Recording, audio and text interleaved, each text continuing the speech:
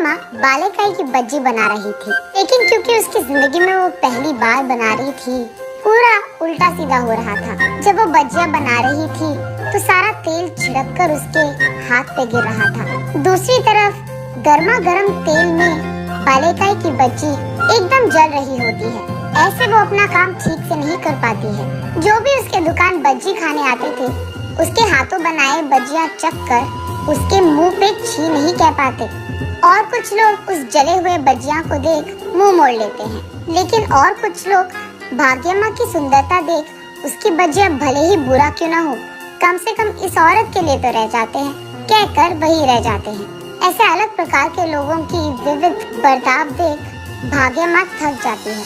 तब वो फैसला करती है, आज इतना व्यापार काफी है, मैं वापस घर चली जाती हूँ। ये कहकर वो अपना बज्जी का बंडी लेकर घर की ओर बढ़ रही होती है। रास्ते में उसे याद आता है कि कल बालेकाई की बज्जी बनाने के लिए उसे बालेकाई की जरूरत है। इसीलिए वही मौजूद एक बालेकाई के व्यापारी के दुकान में जाकर ऐसे पूछती है, सुनिए, बालेकाई की दाम क्या चल रही है? 1 केजी का 100 रुपए, ऐसे कहता है सुदर्शन।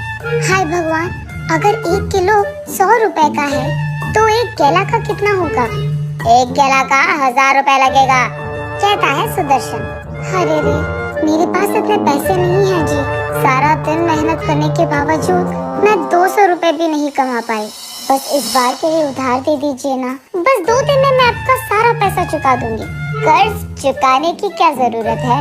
हर रोज जितने केजी चाहिए उतने किलो लेके जाओ यहाँ से, लेकिन बस एक छोटी सी शर्त है। हाँ, वो क्या है जी? कुछ नहीं, बस मुझसे शादी करनी है तुझे। छी, कुत्ता कहीं का, तुम्हारी इतनी हिम्मत! मैंने सोचा तुम बुजुर्ग हो तो इसीलिए अच्छे से बात कर रही थी, लेकिन तुम तो शैतान हो। ऐसे वो क्रोधित होकर वहाँ से चली जाती है। जब वो मुड़कर जा रही थी तो पीछे से सुदर्शन, तुम्हारा पति तो वैसे भी मर गया और तुम्हें काम करना भी नहीं आता, इसीलिए कह रहा हूँ, मुझसे शादी करेगी ना तो अच्छा खासा घर पर आराम कर पाएगी, सोच लेना।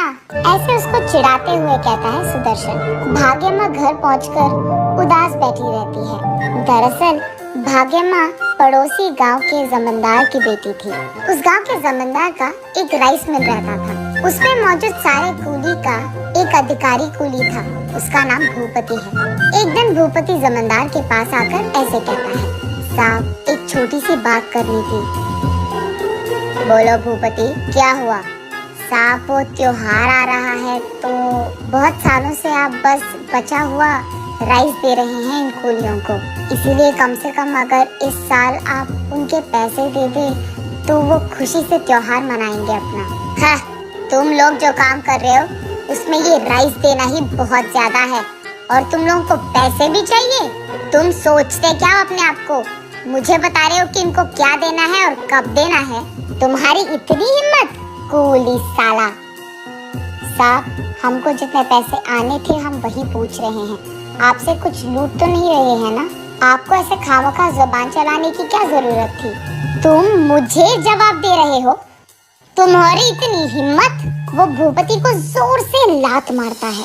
तब भूपति उड़कर कूली सारे जहाँ बैठे थे वहाँ जाकर गिरता है। तब भूपति बहुत क्रोधित होता है और तुरंत राइस मिल में सारा काम बंद करवाता है। सारे कूलियों को राइस मिल के बाहर बिठाकर जब तक वेतन नहीं तब तक काम नहीं, एक भी बस्ता अंदर नहीं जाएगा और अंदर का एक भी बस्ता बाहर नहीं जाएगा।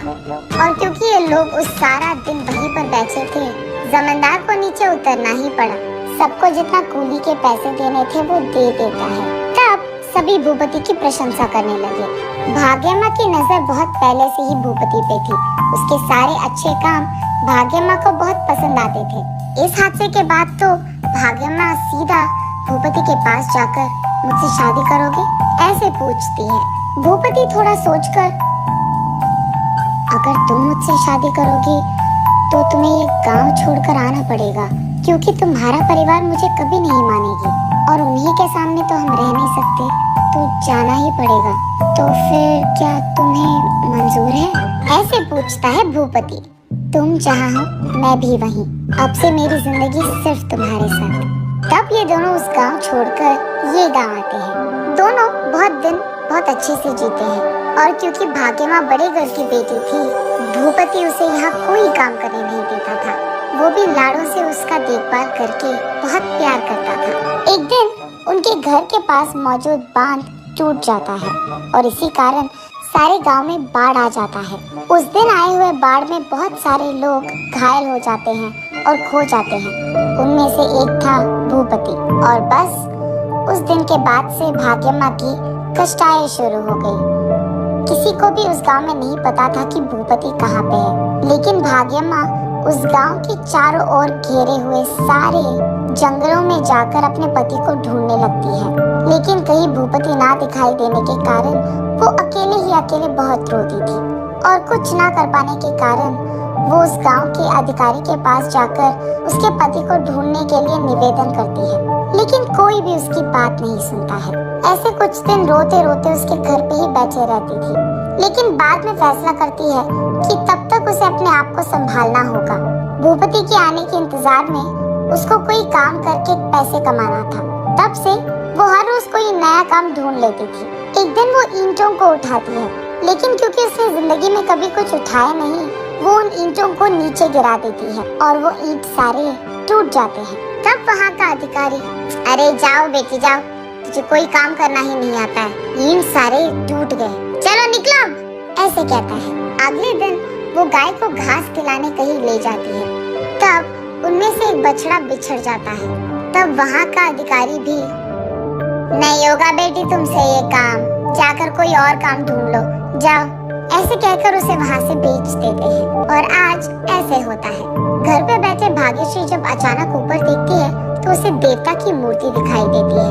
उस मूर्ति के पास जाकर वो ऐसे रोती है, एक ही बार में मुझे ऐसी मुश्किलों में डालना था क्या? क्या इसी दिन देखने के लिए मुझे बचपन से लाड़ों से पाला गया? मेरा पति जहाँ भी हो उसे घर लौटा दो और ऐसे ही मेरा काम भी करवा दो और मुझे पैसे कमाने का एक रास्ता दिखा दो। ऐसे रोते रोते भाग्यमाँ उसी मूर्ति के पास रह जाती है। अगले दिन जब भाग्यमाँ बाहर आकर देखती है तो उसके घर के बरामदे में मौजूद सारे बालिकाई के पेड़ बालिकाई से भरे हुए होते हैं। तब भाग्यमाँ को लगता है कि देवी की कृपा था ये सब। वो बालिकाई और केलों को बेचने मार्केट जाती है।